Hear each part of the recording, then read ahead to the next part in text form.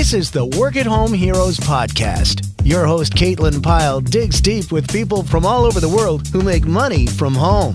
Get ready to wake up to a world of possibility for freedom, flexibility, and a life you'll love. Well, hey everybody, welcome to the Work at Home Heroes podcast. It's another episode, and today I'm here with Mallory Herrmann, who is a Work at Home School graduate. She's a writer, editor, proofreader, and advocate for the Oxford comma, just like me. It's really cool. Excited to have her on the show. She's been doing one-off projects for about 10 years, but the work really started to take off last fall, and then she enrolled in Work at Home School in February and realized that she could make it her full-time gig. She left her corporate 9-to-5 job at the end of May of 2018, and she couldn't be happier. Welcome to the show, Mallory. Thanks so much, Caitlin. I'm delighted to be here. Yeah, so excited to have you. And we were talking offline just a moment ago, and I remembered when we first opened Work at Home School in late January, early February of 2018, and I kind of gave an admonition. We were doing like hours. I was probably on Facebook Live for 25 hours the week of the Work at Home Summit when it was live. And I just kind of gave this commission to the people who were on those Facebook Lives. And I said, I want you guys that are enrolling in Work at Home School, before we're going to close the doors for the summer. And we're actually, at the time of this recording, it's middle of August right now. And we're getting ready to open the, what we call evergreen version that people can enroll in at almost any time.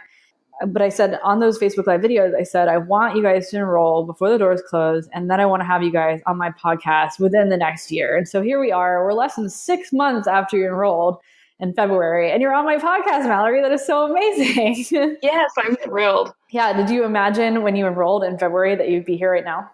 I had no idea that this is where I would be. It's been a crazy ride, but it's been awesome. And I'm so excited. Well, I'm excited too. I want to know, what did your life look like before you found Work at Home School, before you found Work at Home Heroes Community? What did your life look like that made you want to pursue this more on a full-time basis? Well, I had a full-time corporate job. So I was working 40 hours a week, but sometimes 60 or 70 hours a week. I had a part-time retail job, and then I was doing writing and editing projects just on a one-off basis as they came to me. And so it was just a lot of work all the time and not work that I really felt passionate about overall. So the weeks were long and the weekend always felt like such a brief, shining moment at the end and gone too soon before it started all over. I can definitely relate to that. And before I go any further, I just want to acknowledge that you might hear some vacuuming in the background. And so I just want to acknowledge that I hear that too, and that it's at my house. There's somebody vacuuming outside right now, and sometimes we home at work. So I just want to acknowledge that for our listeners. They're like, what is going on there? We just like to keep it real on this podcast and know that, hey, you're working at home, you're probably gonna have a vacuum going, especially if it's your husband vacuuming, you're not gonna want to argue with that. So I just kind of laugh it off and chalk it up to the joys of working at home. I can definitely relate to the way you felt about weekends, specifically, Mallory. You're like, that's just kind of a shining, glimmering beacon of hope at the end of a long week. And something that happened to me when I was working my last real job is what I call it, jokingly, of course. My last corporate job, working at a desk, the one I got fired from in 2011, I saw this quote, somebody emailed it to me, like probably the most miserable person in the office. And so it was ironic, but it said, stop wishing your life away, just waiting for the weekend. And that just stuck with me all these years. This was probably back in 2010 that I saw that quote, maybe 2011. And it stuck with me, now it's 2018, at least 7 years. And it's probably going to stick with me forever, because anytime I find myself wishing for the days to go by faster, I'm like, I'm wishing my life away. I need to be happy right now. I need to do something for me right now to take my focus off, what I'm hoping for. It's not that it's a bad thing you want to hope for the future. You want to be excited about the future, but you should also find ways to be excited about the now. And so much of that has to do with what we are doing in our everyday lives. And are we doing something that lights us up? Are we doing something that we enjoy? And you enjoy writing, editing, proofreading very much like I do. How did you get into doing that? Well, I've been a lifelong reader and writer, and I got my bachelor's degree in English and then attended the Denver Publishing Institute, which is a graduate program at the University of Denver.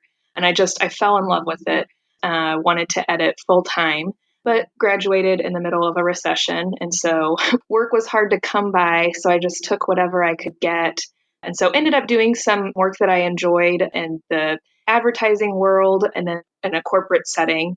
I enjoyed the day to day, but just long term, I felt like this isn't doing it for me. And so wanted to get back to something that I really truly enjoyed full time. And what happened was last fall, my corporate job, I'd had a lot of opportunities for overtime and they cut that. So I was looking for extra opportunities for some extra income.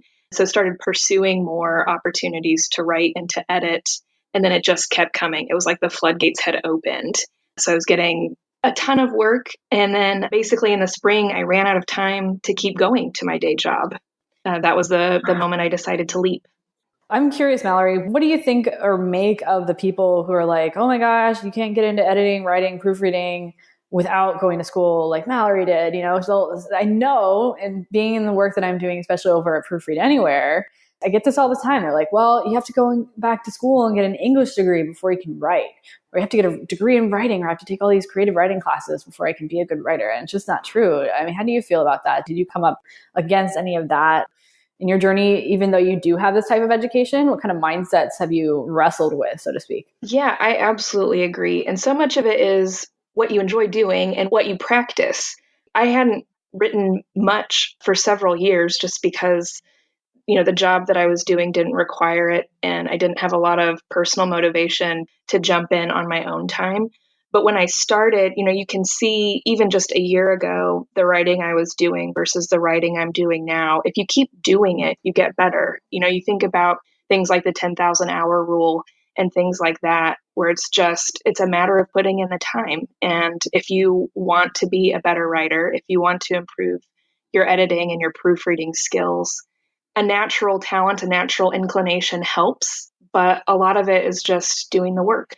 Yeah, I 100% agree with that. And it's not so much, we don't live in a world anymore where going to school gets you anywhere like it used to. Like you can definitely go places with a degree, and certain professions absolutely require it. Like I probably wouldn't want to work with an attorney who hasn't gone to school, or work with a doctor who hasn't gone to school, or trust an astronaut that hasn't had education like formally or whatever. And so, or a structural engineer building bridges. Like nobody should be able to learn that stuff on the internet and then be given a job. And so there are certain professions where a certain level of testing and verification is required. And I mean, online, of course, you can be tested. Both my proofreading courses include tests, but you don't have to go to school to learn how to work with words. It's so much practice. I think back to, and you don't even have to be good at it to get started either. Absolutely. And I'm a perfect use case for the opposite of that. I got a Bachelor of English, an English degree,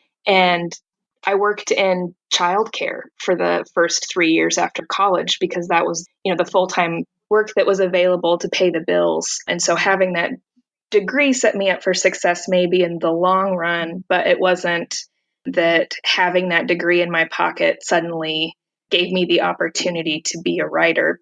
I had to find those opportunities for myself later on. Yeah. And I'm sure that since you've been on that path in, the higher education environment, they give you a lot of the theory, but they don't give you a lot of the practice in terms of, hey, here's how to be a good writer. They don't teach you how to be a good business owner. And Exactly. That's the thing that we don't get with traditional education is you can learn all this theory about marketing, all this theory about business admin. I always laugh when people say they're going to school for marketing, going to school for business admin, because the best way to learn marketing or business admin or even business management is to manage a business, to market a business. And you don't have to go to school to do that. You just need to start and do something, or network with other business owners and learn skills. And that's what it's about. And because of the internet, we don't need to spend 4 years in school and get ourselves tens of thousands, even hundreds of thousands of dollars in debt to get there. We just don't need that anymore. But it's not like there's somebody on TV, on the national news, shouting it from the rooftops, in a loudspeaker, to us, putting it as an alert on our phones that says, hey, you don't have to go to school to learn how to do things that you can make sometimes a lot of money doing. And you don't need somebody's permission. You don't need a piece of paper that says you're qualified. You don't need those things anymore. Because here's the thing, higher institution, college, it's a business. They make money, even if they're technically not for profit. They got a lot of bills to pay. They have a big marketing team. They have a lot of people that they pay, high level executives. It's a business. And so it's like the original information product, right? And so you can go online and purchase, or I say, enroll in an online course.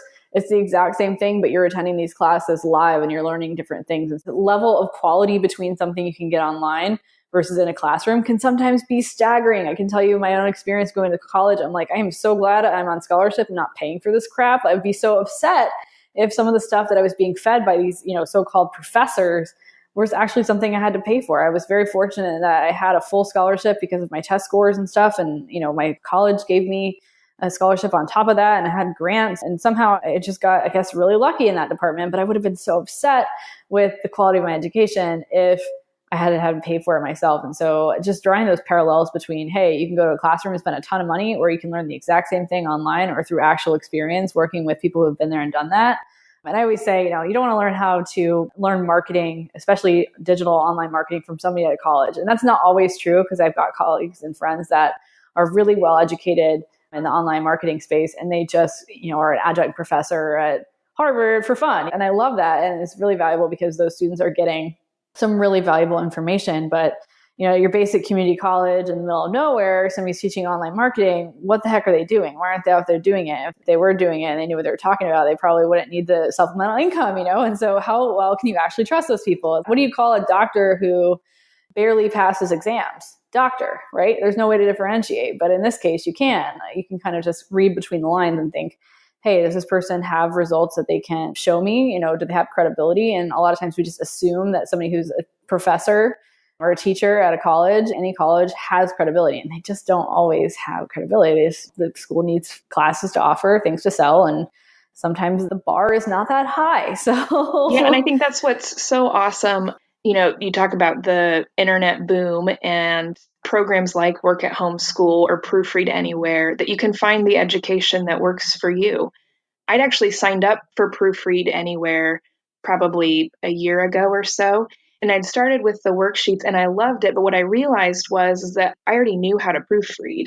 And so while, brushing up my skills is certainly not going to do me any harm, what I really needed was some help setting up a business and finding the Work at Home School community and finding other resources online, other tribes of people, other programs, other webinars that really helped set me up for success, so that once I had my skills down and figured out, that I could figure out how to market them, how to find a CRM, how to do my own bookkeeping, how to prepare for taxes, all of the really fun and exciting details behind the scenes is where I needed that support. And that's what's been so awesome these last 6 months.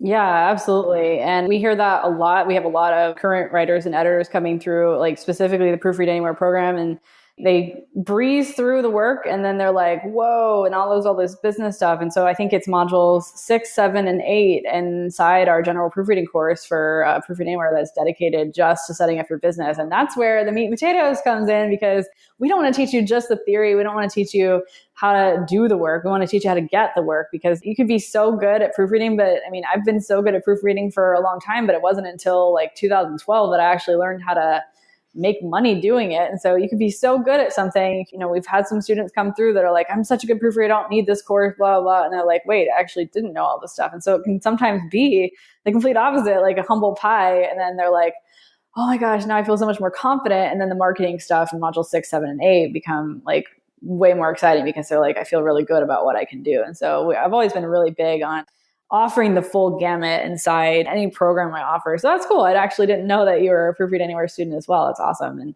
a lot of people I meet inside the Proofread Anywhere community like move on to, and it can kind of, in the exact same way that it has for me, I just started with proofreading. And so a lot of people might be listening to the show right now. They're like, I want to do proofreading, or I want to do virtual assisting, but I don't know if that's like the perfect thing for me. And so I don't want to start until I know what I'm going to stick with. And I'm like, here's the thing. You cannot know what you will love or you'll be good at unless you try it. And so if you're sitting here waiting for the perfect thing to come along, or you're listening to us talk about proofreading, editing, and writing, like, I don't really want to do those things. Like, you don't have to, right? And even if you're good at writing or good at proofreading, I can even say I was passionate about proofreading. I was just good at it and I just went with it. And then it just snowballed from there. I was like, okay, well, maybe I'll start a blog about proofreading. And then all of a sudden I was blogging about proofreading. I was writing, and my work as a blogger initially was terrible, but I kept doing it and I kept getting better. And then I was like, well, maybe I should try some affiliate marketing. This was in 2015. And then that kind of snowballed.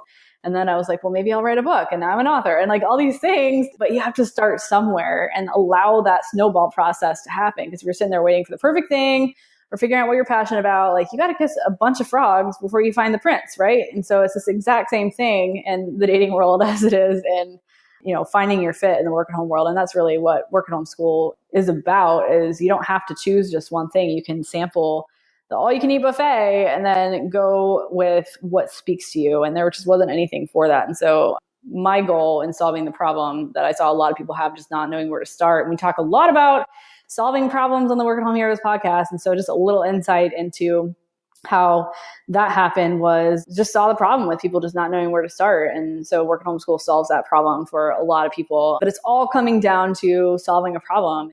So I'm curious, just stepping back, because I know that there's people that are interested, and sometimes I can get off on tangents and whatever, but just wanting to dump as much inspiration and knowledge on you guys as possible with these episodes. You can leave them feeling inspired and refreshed. When you were working those 60, 70-hour weeks, what was your income like? And then now that you're working at home, you snowballed and quit your 9 to 5. What's your income like now? And then we'll talk about stress levels. Well, with the corporate job, I had a salary, and then I was pulling in maybe between $1,000 and $2,000 a month with side work, doing the freelance stuff.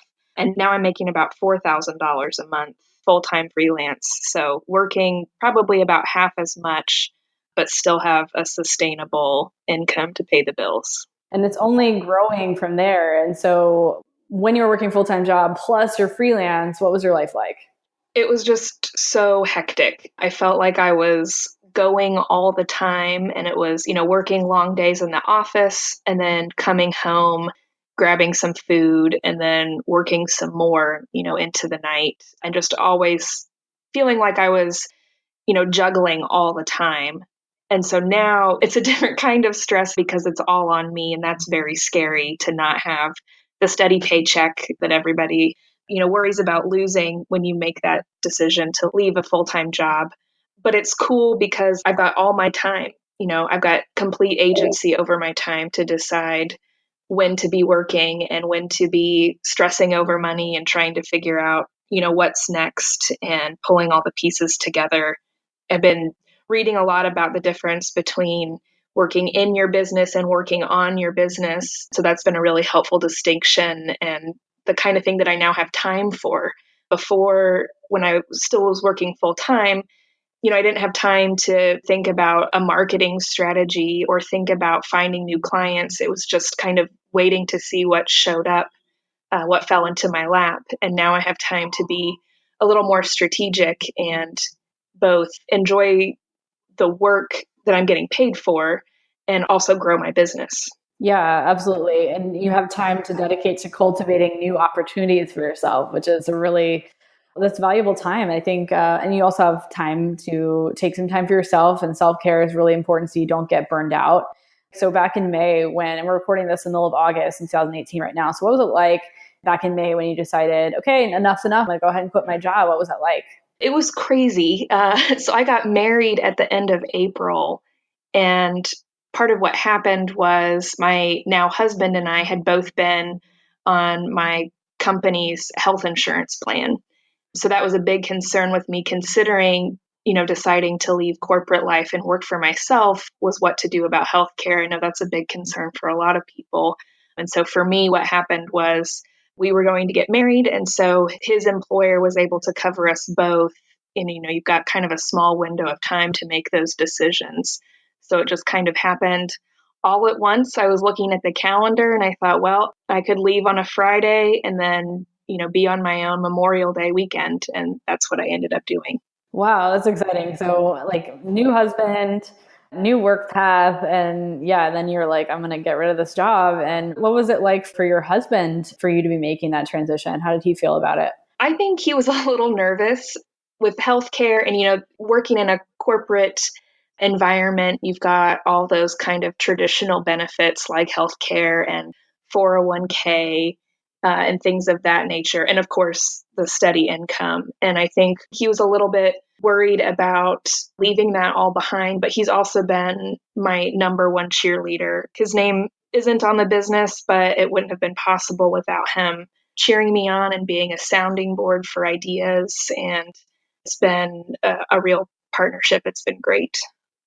That's awesome. I want to take a moment to kind of speak to this concept of the steady paycheck and the security of the corporate job. Because I know that a lot of listeners are like, I'm dealing with the same thing. Like, I feel like I'm so secure and so safe.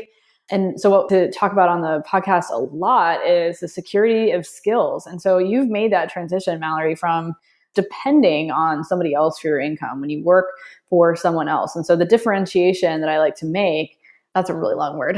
Differentiation I like to make is depending on someone else really secure, or is depending on yourself and your skills and your ability to go out and generate new opportunities for yourself, isn't that more secure? And so there's this this flip of the switch, this mindset shift that you make when you want to take this leap from, this in your mind security of working for someone else to, hey, it's up to me if it's to be, or if it's to be, it's up to me. I couldn't agree more. And it's worth noting, probably about a month after I left, the company I was working for had a round of layoffs.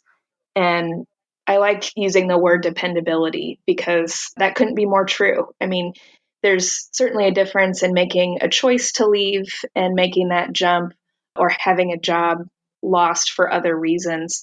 But it's not a guarantee that that job will be around forever. Companies are shifting all the time. And no matter the industry, it's always possible that there's layoffs or right sizing or other fun buzzwords like that cause you to lose a job or lose income or any other number of things. How does it feel now, Mallory, that you are in charge of your livelihood and writing your own income story? I love it. It feels like magic, to be honest. I've never been a morning person, so I get to choose not to set an alarm and start my day whenever I finally get out of bed. I'm able to do work that I like when I like to do it. I tend to be a night owl, so I will work into the late hours when I'm on a roll, and having that freedom, knowing that I don't have to be up at 6 or 7 in the morning the next day to make it into an office somewhere is just the greatest part of this for me. Absolutely. And I mean, freedom is my favorite F word, right? There's a couple of different F words that we talk about a lot here on Work at Home Heroes podcast, in the group, within Work at Home School, within every community that I'm a part of and that I'm, kind of the fearless leader of. And I kind of just said the other F word. It's fear, right? So we have freedom, which is the reason we're doing this, right? A lot of people think, oh, we just need to make money. We just need to make money. We think it's all about money, right? The reality is, making money is about solving other people's problems, but our why isn't the money itself. It's what the money can get us, and that's freedom. Yeah. And so that's my favorite F word is freedom. My least favorite F word is fear. And I'm running out of time, but I always want to make sure that I ask this question to all of our guests. And this is just a great opportunity to do that, especially, you're a work at home school student, you quit a job, you got married, and you have so much on your horizon, things that could be happening for you. And you took some risks and you overcame the fear. But I know that there's listeners out there who are listening to this episode and they're like, okay, yeah, well, it worked for Mallory because she had an English degree, or it worked for Mallory because, she had a really supportive husband. I don't have those things. And I'm really scared that if I take this leap, that I'm not going to be able to make it happen. It's not ever about the program, right? And so there's people that are like, is it work? Does it work? They know that work at home school is not a scam. They know Proofread Anywhere is not a scam. They know that whatever other online course is not a scam. They know that the course works, but they're not confident in themselves. And it's the fear that's holding them back, that of taking the leap, of building their skills, of quitting their jobs, whatever it is that they want to do. There's this fear. Can I do this? Not does it work, right? Because it does, but it only works if you work. And so their fear is stemmed from the inside in their mindset. So those people that are home right now, they're dealing with those things, right? They've got this fear monster, and the fear monster is never going to go away. It doesn't matter how successful you are, how much money you make. The fear monster will change its mask. The fear monster will change its outfit. It will always be there. We just get better at dealing with it. What is your advice for people that are dealing with this fear monster in their lives right now? It's really just to start small and keep going. It's so easy to get trapped into this thinking of all or nothing, or this is how it is now, so this is how it's going to be forever. and just remembering that those little things that you're doing every day or even just every week, they're going to add up. And that's how change is made. That's how change is driven. And if you don't like where you're at now, there's a way out. And you may not be able to see it yet, but if you keep going, the path will appear. Absolutely. I think a big mistake that a lot of people make is waiting for that entire pathway or that entire staircase to appear before their very eyes before they have enough guts to take the first step. But the thing is, when you're in charge and you say enough is enough, I'm not going to depend on somebody else for my livelihood anymore, you are building that staircase. And so you don't see it because it doesn't exist yet. You're in charge. And so taking that not as like a burden, but as this amazing source of power that you are in charge. And yeah, you just take it step by step and all those little changes add up. It's not going to appear overnight. You're not going to build that staircase overnight. It's not the smartest way to do it. Actually, it's the fastest way to get burned out is by trying to build an entire staircase overnight. If you don't believe me, try it. I haven't tried it, but I just know it would be really hard. And so just think about how Rome wasn't built in a day. A staircase isn't going to be built in a day. Your success is not going to be built in a day. I think back to when I got started almost 4 years ago online, and I got started as a freelancer a lot longer ago, but in my current business, if I had said, within a week or within a month, or especially not within a day, but if I had ever thought to myself that I'd be where I am right now, that I'd have a podcast, I would have been like, yeah, I'm not even going to start because there's no way I can do that. And the fact of the matter is, there was no way I could do that in a month, right? There's no way I could even do all of what I've done in the last 4 years within a year. And so we tend to underestimate what we can do in 10 years, but we overestimate what's possible in a year. And if we just shift our perspective and to think, hey, where could I be that's different from where I am now within 3 months, just to get yourself started? Those little changes add up. And if you walk a step every day in 10 years, you're going to be a long way away from where you are now. And the time's going to pass anyway, so you might as well spend the time building your own staircase. Mallory, I want to say thank you so much for being on the show. You're such an inspiration. I'm so proud of what you've done with the knowledge that you've gotten inside Work at Home School and Proofread Anywhere. I'm just excited to see where you go. Thank you. You're welcome. Thank you so much for being on the show. And we've tagged you in the Work at Home Heroes Facebook group. And so if you're sitting at home, you're like, well, I've been thinking about Work at Home School, but I don't know if it's legit. You can actually ask Mallory in the Work at Home Heroes group, hey, what do you think of the content? Where should I start if I want to do this? Ask Mallory for advice. She's absolutely available. And I think that's so generous and very amazing of you, Mallory. So I want to say thank you so much for that. And I also want to give people an opportunity to get in touch with you personally outside of Facebook if they're not on Facebook. So how can people get in touch with you? Well, my website is malloryherrmann.com, and the spelling's a little bit of a mouthful, but it's MALLORYHERRMANN.com. All right. So double the L, double the R, and double the N at the end. Just to be super difficult. Yeah. Well, I think it's simple. It's all perspective, right? So yes. We'll have a link there in the show notes for this podcast. So yeah, thank you so much for being on the show, Mallory. Thank you so much for having me. Well, thanks, guys. I sure hope you're enjoying the Work at Home Heroes podcast. I sure enjoy hosting it. I would love it if you'd leave us a review if you've been enjoying it. And of course, you are all invited to join the Work at Home Heroes Facebook community, where we will continue the conversation about working at home and finding your fit. Thanks again, and we'll talk to you next time. Thanks for listening to the Work at Home Heroes podcast with Caitlin Pyle. Be sure to listen to previous episodes at caitlinpyle.co/podcast. While you're there, read the show notes and check out all the great links and resources mentioned in this episode and more. You can also subscribe to the Work at Home Heroes podcast so you'll automatically be notified when our next episode is available. Remember, as Caitlin says, mo skills means mo money.